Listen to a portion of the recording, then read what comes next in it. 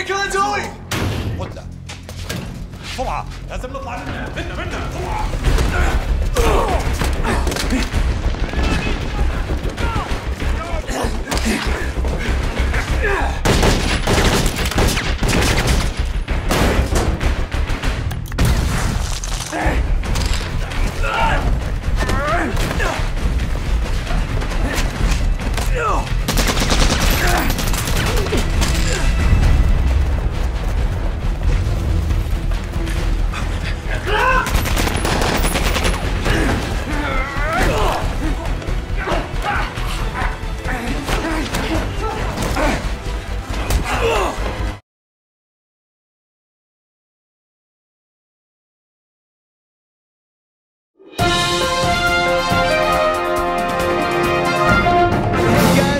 Entertainment Ticket. I'm Tom. This is... Good to see you, Tom. Yeah, it's nice having you down. Back down from USF. Yeah, it's great. All right. Break, man. Well, USF. Thankfully, you guys took me to a really good movie, Green Zone, with Matt Damon. Yeah.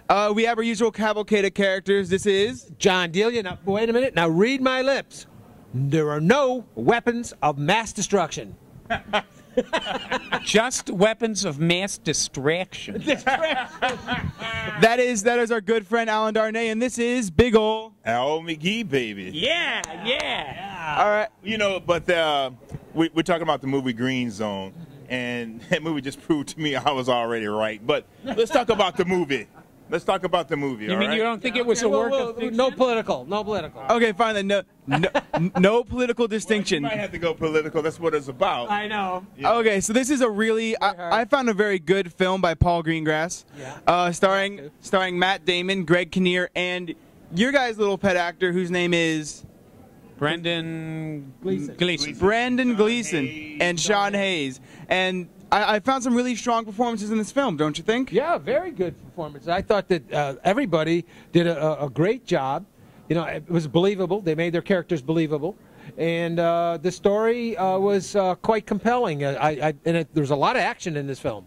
It's from the very beginning, straight through the whole film, there was a lot of action. And, you know, they keep it that way. There's no lulls. There should be a new category because this is an action political thriller. So how do you divide that genre I don't know. up? But this is a really good political thriller on top of everything else. Yeah, it sure is. And you know, some of us want to believe that that's actually the true thing that happened. And I may be one of them, but I'm not sure. Well, it is based on a book called The Imperial something. Yeah, I know. But is the book true? Or is the book a work of fiction? I don't know. I don't care. I don't think we belong in Iraq. Get the hell out of there. Anyway, that's not what this film is about. This film is why we were there, and it talks about that. That's the political content. One of the points they make that I was really shocked at was that in 2003 they could have stopped this whole thing. They could have ended it right there. That's the way it looked. I mean, that's the way it seemed to me when they put down one of the soldiers in the film.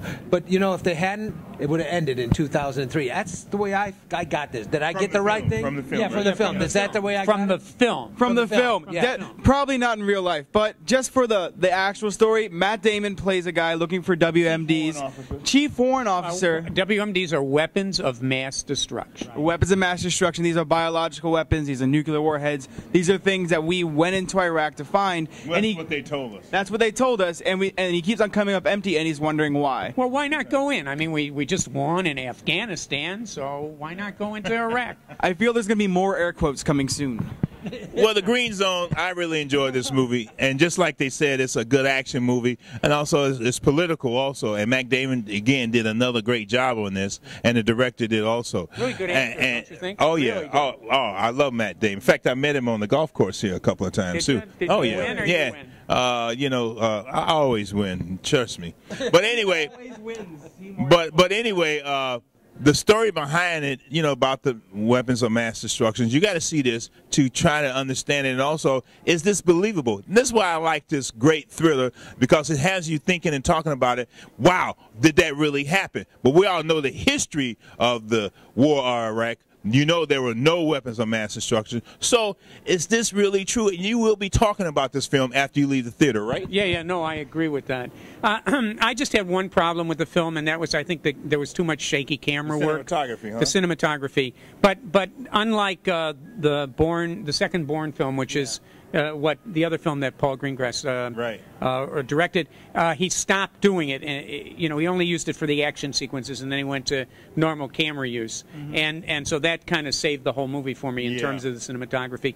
But I think it was done extremely well, and I don't know where they got these shots of Baghdad. They must have flown over to get them. They were amazing.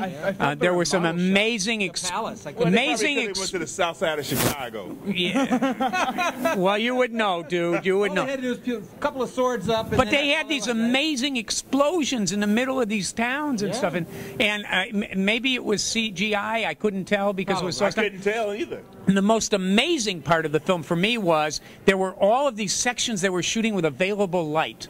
And I know the film was a little grainy, but you could see detail inside of the grain, and it was just like, I know for me that means something. But for watchers of the film, it's just another good way to see things in the dark. Exactly. And there was detail in all of the dark sequences, which you don't usually get on a film. So that was another good thing about this film. This thing was just littered with good things. Good cinematography, great sound, good effects, great performance, and a very compelling, interesting script. This 4.5 palm trees. It's a 4.5 palm tree film for me. So do I agree. I totally agree. Okay, so Al McGee gives it some 4.5 palm trees. I'm also in the 4.5 palm trees category, and 4. I'll give it 4 palm trees. You know what?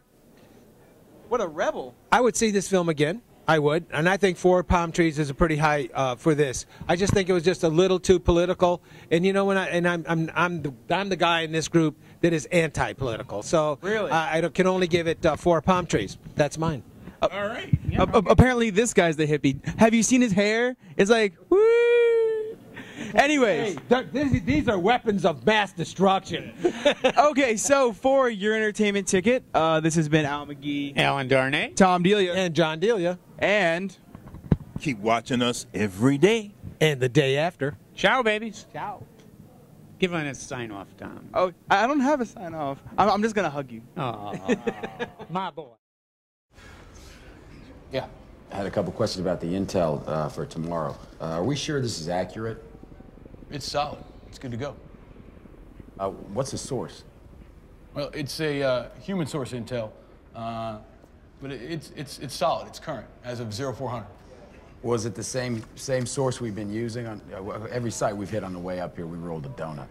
Chief, how about we do this? Let's talk offline. Give me a list of the places where you went and the grids, and we'll make sure that you had the right information written down and that you went to the right places, okay? Captain, the issue isn't the grid, sir. The issue is that there's nothing there. Stand down, Chief. We need to move on here. Don, hold a second. Let's hear what the Chief has to say.